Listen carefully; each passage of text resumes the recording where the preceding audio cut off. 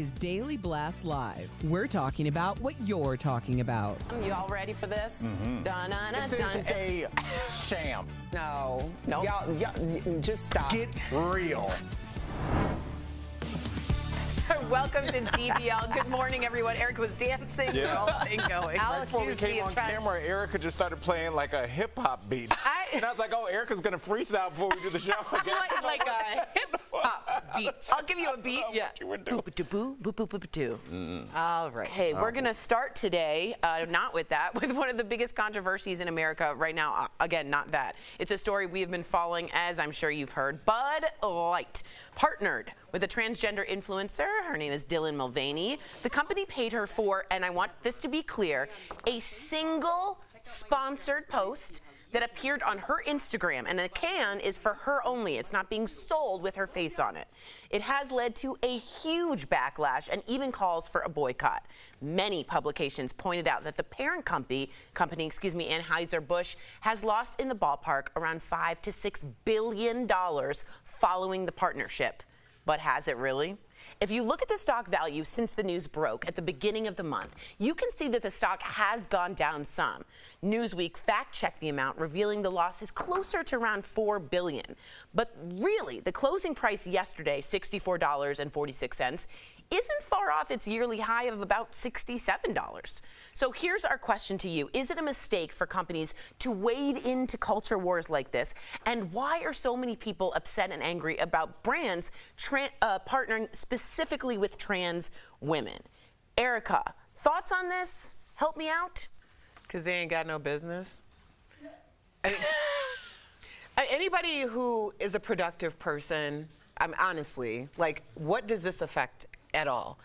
And then to have, like, there's so much energy behind it. It's so like, much. how do you get anything done in your life when you're worried about how other people are conducting their lives? You're talking about a company who has had a dip in stock price, which I don't know if people know how stocks work, but that's inevitable. It's far off from their low, which is about $44. Correct. By the way, your financial analyst doesn't tell you that. They're just like, yeah, you're good. They never tell you it can go down. Well, no. A good one does. A good one is looking out. But yeah, those things are inevitable. And they're also trading at $10 higher than their next competitor, which is Heineken. So I don't understand why there's so much energy behind this narrative other than obviously it's intended to be transphobic. Okay, so I wondered the same thing, and I posted this on my take, and I got so many responses of women saying to me, I said, who is it excluding if you include someone? You give someone space, how does that exclude you? And they said, she is taking over my rights as a woman. So many straight women. How? And I kept saying, could you give me an example? How is she taking that right away?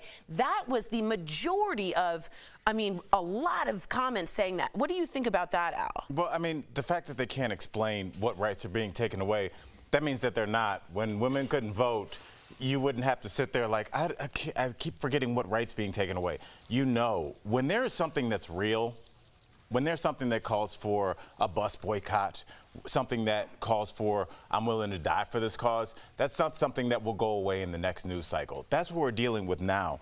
What I will push back on, Tori, is the fact that Bud Light waded into a culture war. Bud Light just sells beer, and they tried to find another pitch person. I think what we're looking at, Jeff, is a group of people that are saying this is ours. If it touches anybody's hands that we don't want it to, it will cease to exist, and they're going to call Bud Light's bluff to see if Bud Light's going to blink, to see if they're going to pull it back, to see if they're going to now steer back into their main demographic. But what that PR person was trying to tell us is their main demographic isn't cranking out the money that it needs to, and they need to find different faces, new SoundCloud rappers, new, whatever the kids are doing, new EDM DJs. They need to find different people to tell people about their product, because the people that have been buying their product, like myself, we're getting older. We're not I don't drink at all anymore. We're dying off. They need to find new people, and it seems like an economic issue that's also at odds with a cultural one. Yeah, it just seems strange now looking on it, right, as a business perspective. The stock has dipped. We've seen this with Peloton. They had a bad ad. It dipped. It'll come back up. But I wonder if there would be any fuss if this was a Bud Light seltzer can and Dylan was promoting that as opposed to Bud Light, where it already has that established audience. I don't know, as the marketing person, which I do want to point out her video as well, I don't know if you need to branch out. You're the #1 selling beer in America. I believe that's #1, right? I don't know if you need to branch off, maybe with a Bud Light seltzer or a new product, reaching a new market. You already have your established audience there. But I do want to, if we have that video of the marketer, let's play that real fast and then I'll keep going. This brand is in decline. It's been in decline for a really long time. And if we do not attract young drinkers to come and drink this brand, there will be no future for Bud Light. Bud Light had been kind of a brand of fratty, kind of out of touch humor, and it was really important that we had another approach. Well, see, that ad to me is more offensive than Dylan doing a one-off. Dylan's a one. Again, I want to stress what you said. It's a promotional ad. You get paid whatever it is, 50, I don't know what she got paid. You know, I don't even want to speculate. She got paid one-off to promote Bud Light. It's not a big deal. I get those, they're promotional boxes, everybody has those. To offend your #1 client and say, hey, they're a bunch of bratty frat guys. What if you made a judgment about people that went to Walmart as your marketing director of Walmart, and you're like, hey, the people who come here are this, that, and the other thing. That's not a great marketing campaign. That's even worse than what they did with Dylan. In my opinion, I don't know if that's great marketing by offending your audience who drinks that. I wonder if the combination of those two are the reason, not just Dylan alone. That's very interesting. Yeah, I mean, we're just saying, like, if they blink, you are now setting the precedent that your audience decides who you can market to. So that's the decision you make. And it's not just Bud Light, right? That's getting some backlash for partnering with specifically. It's us, if we start doing that. Right, but with Dylan Mulvaney, this has caused such an uproar. Nike is also getting slammed for its partnership with Dylan to promote a sports bra. Now, you can see her dancing around in it, kind of aerobic style. One woman on TikTok actually burned her bra in protest as part of a burn bra challenge. But is this really a thing? If you actually search on TikTok for this challenge, there are a handful, maybe like 5 videos we've seen, but as far as we can only see, one woman has actually just burned her bra, just one, in protest. Most are videos of people commenting on it, some even pointing out that it just comes down to hate. If you want to be a big goofy and burn a $50 sports bra, expensive, then have at it, child. Like, we do not care. We don't care if you wear one, don't wear one, doesn't matter. This is a great example, the fact that Dylan is at the epicenter of both of these. Right. It's very clear that the agenda is to erase trans people. Dylan has a very large and engaged following because representation matters, and she is representing folks. So it's not about the idea of like Nike or Bud Light. It's about the idea of the erasure of the trans woman. And also, Erica, that picture said 1,000 words. You're burning a bra in your fire pit next to your private pool. Let's get off the burning bra thing, because there's a handful of people that did that, and now that's what we're talking about. Let's talk about that ad for Nike. Do you think that's a good ad that Nike chose, that Dylan is a representative of Nike in that very same video? If you said, what's problematic about it? If you go, hey, Erica, I got a friend at Nike, and I go, hey, listen, I got you the perfect person, and I sent you that video, would you say this is great? I'm going to pass this along. I think that she represents a portion of the demographic. Not everybody who I have a ton of Nike You think bras. that's a great video and that's a great ad? I don't care if they're trans, if they're male, female. I'm saying for a sports brand, you think that's a good endorsement? I don't have a problem with it. I'm not saying if it's good, bad, or indifferent. I'm saying that she's representing a portion of the demographic who would only wear their Nike sports bra to go out in the backyard and goof around or like play around. It's not like every person who wears a Nike sports bra is some elite athlete. Most I don't people know. who wear Nike sports bras I don't have a problem. elite I don't have a problem with the athletes. Bud Light thing. This thing, that video is not great marketing for Nike, to me. And I'm not saying anything against the trans community. I know people are going to just snap back and say it's trans. If you had a representative, Al, and I sent you that video, and you're like, and I'm like, this is what I'm pushing through. Would you push that video through for me? Because that's not for me and that's not for us. When they want to sell us alcohol, they use Nas because we're 45 years old and we grew up. Looking at that ad, is that a good ad? Is that a good ad? I'm honestly saying that I don't know, because I don't know who this person is before we got to go. Because I didn't know who this person was before or after. Only the people that follow this person, it would be an influential ad because that person influences them. Dylan doesn't influence me because I don't know who Dylan is. I would argue it's the best ad Nike has running right now because because it's on every single program and everybody's talking about it. Well, let's know what you guys think. We have to go, but let us know YouTube, chat, and the DBL app. We'll be right back. Let us know what you think. Somebody roll the clip. Let's make sure we have Jeff's sex tape. Wow, things are getting spicy here at DBL. Cold-hearted snake, look into his eyes. Let's roll that again, everybody.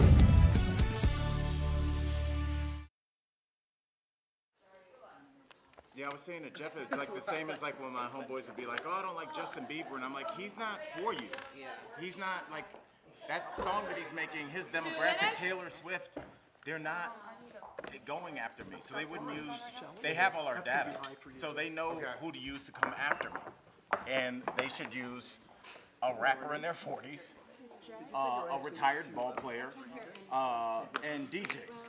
That's what my feed looks like, and that's what the ads that I get looks like. Like, the ads I get will not be the same look, the ads that But he's saying Taylor the style isn't good. Like, it's an amateurish looking video, right, Jeff? But I think the video's just not Like, good. quality, It's just you're not good. And listen, I'm gonna get hammered for this, and that's fine. But if you want equal representation for everybody, you should be able to accept equal criticism. If I sent that video in to a representative and I'm like, hey, here's my video, they'd be like, you gotta redo this. My wife makes marketing videos all the time. They're like, you gotta redo this. You have to do this, you have to do that. That video was not a good video. It has nothing to do with whoever that person is. The video is not great. That's just, it doesn't represent Have Nike. you looked at other Dylan videos? I haven't. I should have. But the reason I ask is I wonder if that video follows like what Dylan's videos look like. I have no idea. Maybe Maybe. because if Dylan made a highfalutin $100,000 shoot video, their fans would be like, oh, you sold out. What happened to Backyard Dylan? We like people don't like you to change your image. Backyard Dylan. But what about all the athletes, the women athletes that committed their whole lives to that they could have got endorsed? You know what I'm saying? I get the off-branding, but why? Actually, they are being endorsed with the NIL.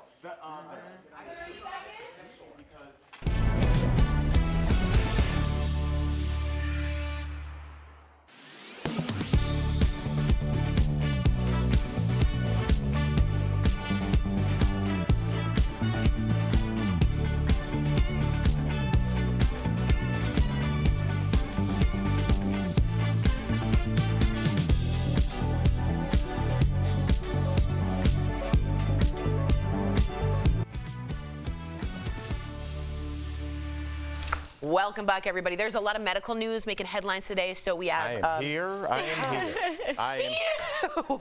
Dr. Jackson looking the part. No, we actually have an actual doctor. Dr. Coley is here, and we have some questions for you.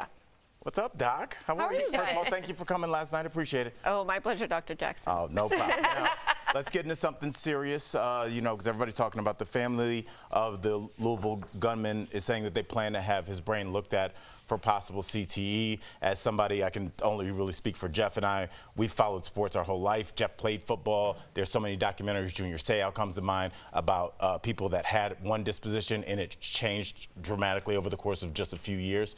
Do you think that might be something that we're looking at now, where somebody his mom kept saying he's never hurt anybody, to now he's in a bank with an AR-15? You know, CTE, chronic traumatic encephalopathy, we're getting increased awareness of this, because what we're realizing is that repetitive head trauma, blunt trauma to the head, you don't even have to have a concussion, you don't have to pass out. It starts some sort of a injury process in the brain that actually manifests itself decades later. Initially, it starts with kind of personality changes, but you can have motor problems, you can have depression, suicidal thoughts, what have you. So I think it's a good idea that they're looking for CTE, but I would also add that it's very rare. B, not everyone who gets head trauma gets CTE. We know there's plenty of athletes out there that don't get it, so it's not clear that that necessarily explains this. And then C, we actually usually see CTE later in life, kind of more in the 40s, 50s, 60s. Now, this gunman was 25 years old. We can start to see some of that behavioral stuff a little bit early, more aggression, more violent behavior, but I'm not sure that's the whole story here. I think a lot of people at home are watching and they're saying, well, can we just test for CTE? But I thought you had to be deceased, right? Yes. So CT is an autopsy diagnosis as far as we know. There's not an imaging test, there's not a blood test that tells us that you have it. But guys, I'm more afraid of a bigger problem here. We're going down a slippery slope. We're distracting from the problem at hand. Yeah, I was worried about that too. Erica's nodding too, yes. I mean, we're blaming mental health. Now we're blaming CTE. Right. And there's mental health issues in CTE in every country across the world. But at the end of the day, the final common pathway is access to guns. That's what causes them to act upon that impulse. Every single one of us has had an impulse at some point, but we don't always act on it because we may not have the access. Right. So, Doc, let's switch gears a little bit here because I've done this myself. So 40% of Americans use health information. They diagnose themselves online. I've WebMD'd myself. You didn't talk to Dr. Jackson here? I was actually, mine happened when I was in India. I thought I had malaria and it drove myself to the point where I got to the hospital. I'm like, I don't have malaria. Anyways, 40% of Americans do this. Is this a good idea? Well, it's funny because, I mean, I don't doctor Google, but I do lawyer Google, I do accountant Google, I do, you know, home hacks Google. So I think Google has a wealth of information. And as a physician, and now, in fact, all of our tests are open book. So we can use, you know, websites and online information even to take our board examination. So doctors are using it all the time too. I think the most important thing though, guys, is where are you getting your information? Is it from the American Heart Association? Is it from the Mayo Clinic, the Cleveland Clinic? Or is it from Dr. Jackson's website here? I go to websites that go 5 facts the government doesn't want you to know. Like, that's where I get all my info. Oh, man. So don't ask this malaria expert. I won't. But when you do that, I don't know if people at home too, I like Google it. I'm like, you have fingernails. I'm like, oh my God, I have fingernails too. I'm like, I think I'm gonna die. And then like I find like commonalities, and all of a sudden my mind starts creating these problems in my head. That negative bias. It's so true. And I mean, the supplements kill me. The fish oils. People stop taking your fish oils because they don't work, but Dr. Google tells you they do. So we have to do a little better regulating the information online, but I think it's a good source of information for people. Wow, Yeah, just make sure you speak. I didn't expect that. Speak to your doctor as well, of course. Dr. Coley, thank you so much for being here, answering all of our questions. DBL Nation, did you know the doc has a podcast? Yes. Of course she does. Check out The Heart of Medicine wherever you get your podcast. Thanks again for being here. You look lovely. You're so smart. We'll be right back.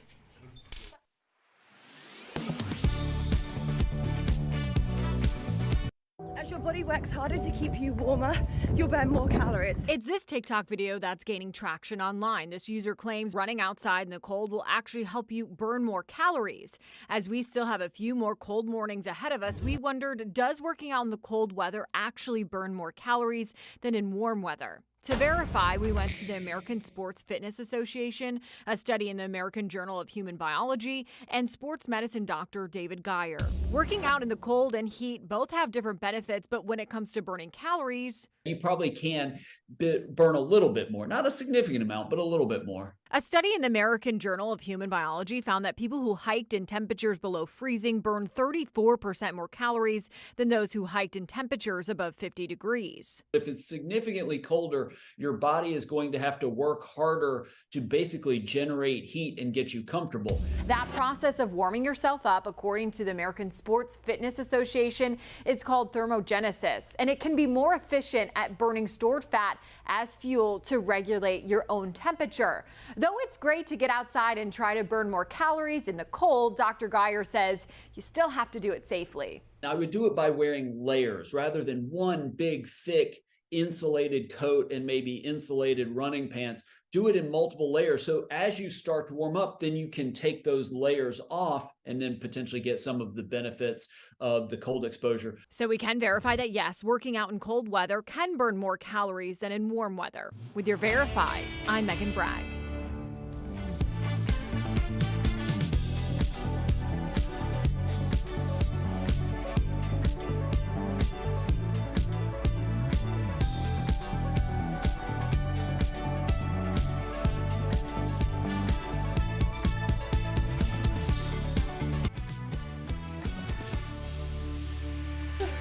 Welcome back. She's been pushing the envelope for decades as a comic and writer, and now with her book and one-woman show, Yes, I Can Say That, she's tackling one of the hottest topics of all time, free speech in comedy. Let's hear it for Judy Gold. Take a look.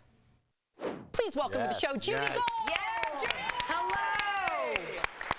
Hello. That was a great shot. I like her frame. Me too. My back fat was You in that like shot. them? Look, my hair, I couldn't. It's 90 degrees here almost. Oh my. What is going on? You're schwitzing. Don't worry about Judy. You look fantastic. Yeah. You look All amazing. right, thank you're you. schwitzing like you I look put on fabulous. lipstick. Yeah, you look All great. right, You look good. great. All right, you recently launched your one-woman show based on your book, and it is all about free speech from the perspective of a comedian. I could not be so more proud to speak with you about this. Do you feel cancel culture has gotten worse, though, since you wrote the book back in 2020? It's Judy's fault. Oh, yeah, it's my fault. Well, it keeps getting worse and worse and worse. And the scariest part about it, besides the fact that they're coming to get me, is that, you know, the banning of books. Yes. Is so scary to me because we're right out of the playbook of 1932. 39. Yep. Yeah. I don't know if you know this, but Hitler, I don't know if you've heard of him. Anyway, he passed the Treachery Act of 1934, which made telling or listening to an anti-Nazi joke an act of treason, which was punishable by imprisonment or death. Because jokes, as you all know, they engage the public. And at that time, they weakened Nazi propaganda because we tell the truth. Truth tellers, yes. You know, comedians were among the first to talk about what was really happening. So he passed this Treachery Act. But a year before he passed the Treachery Act, he started banning books. Yep. So, you know, it's so infuriating because we want to make you laugh. That's all we want to do. And we are being shut down because we're powerless. And it's coming from the left and the right and the police that are coming to get me right now. So I got to get to the subtitle of your book. When they come for the comedians, we're all in trouble. Like, what you kind of explain that, but what do you mean by that? I mean that that's the last bastion of free speech. We are making you laugh, and you're going to silence us because you're offended or because, look, comedy is a weapon. It is a weapon, but it's also the best medicine. It is a salve. And, you know, there's a reason Donald Trump could not go to the White House Correspondents' Dinner. That he got, you know, he also tried to get the DOJ and the FCC to investigate Saturday Night Live. Mark Twain said that tyrants, well, I know that tyrants know that laughter is a very powerful weapon. But Mark Twain said, against the assault of laughter, nothing can stand. And it's true. It is such a powerful weapon. Humiliation. There's nothing, you can't recover from that. And insecure politicians who want power know that, you know, I don't think it's a coincidence that Zelensky is such a great leader and he's a comedian. He knows how to connect with people. You know, he knows how to get his message across. Absolutely. Wow. Gosh, so much that we could talk about. Yeah, here. you got to get in here. But luckily, we got her book here. Yes. So, Judy, this has been such a great talk. We love hearing your perspective on this topic. But DBL Nation, check out Judy's book. Yes, I can say that. When they come for the comedians, we are all in trouble. Out now on Amazon, and also go to judygold.com for more on her upcoming shows. Hopefully, adding Denver to the list. Yes, please. I'm counting on you. Thank you, Judy. We'll be in touch. All right, thanks. Thank you for your words. Thanks for having me. Of course. Thank you. We'll be right back.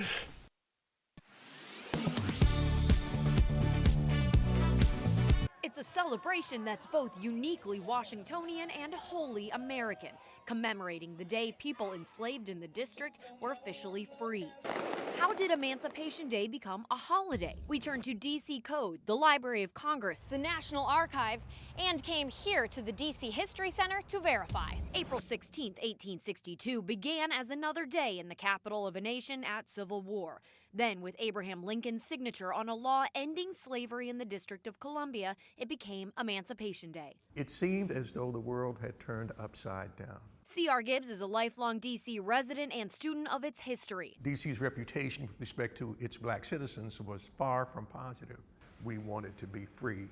And after much time, it happened in D.C., and what happened here was the prelude to what would ultimately happen in the rest of the nation.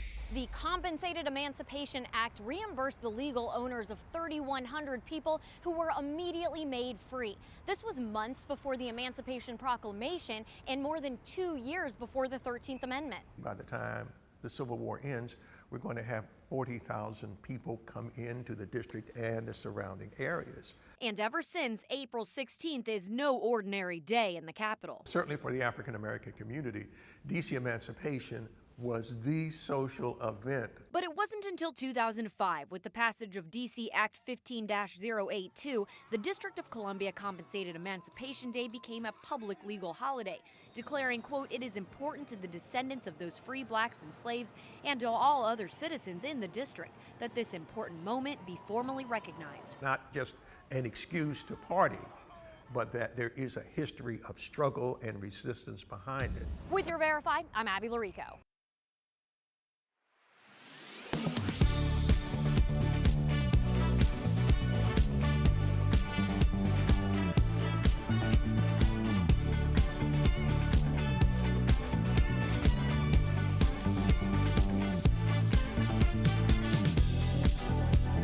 This viral TikTok with more than 3 million views claims to show someone using a steamroller to destroy pallets of Bud Light beer. The post implies it was done this month to protest Bud Light partnering with influencer Dylan Mulvaney because she's transgender. But is that really what's happening here? Let's verify.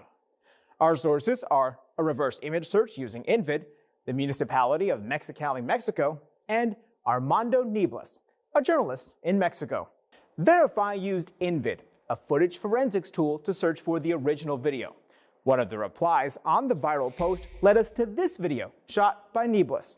He posted it on February 28th, several weeks before Bud Light announced their partnership. Nieblas says the video shows Mexicali government workers destroying 85,000 containers of beer, and it's not just Bud Light.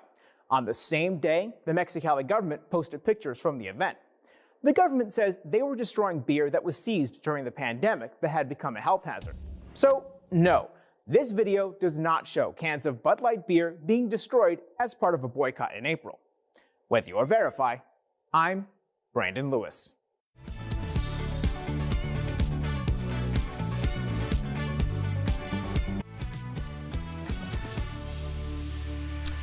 Welcome back. Aches and stiffness from age, injury, or arthritis can feel similar, so it's time for some joint and muscle support brought to you by Omega XL. Here are some signs you should get checked out for arthritis. Pain in one or more joints that's worse, especially in the morning or after long periods of being inactive. You can also experience stiffness and swelling or limited range of motion. Now, if you're experiencing these symptoms, you really should talk with your doctor. Omega XL has improved the lives of millions of consumers, supported by 30 years of clinical research. Omega XL's powerful and proven benefits have transformed the lives of athletes, celebrities, and dedicated daily users. So go ahead and call 1-800-813-6801 or visit omegaxl.com for more information. Yeah, please. I just wanted to congratulate you and Al on a fantastic job at the Autism Gala last night. You alluded to it with Dr. Coley earlier. You guys coming out. MC Great to see skills. your faces in the audience. Awesome. Great job. Thank you, Erica.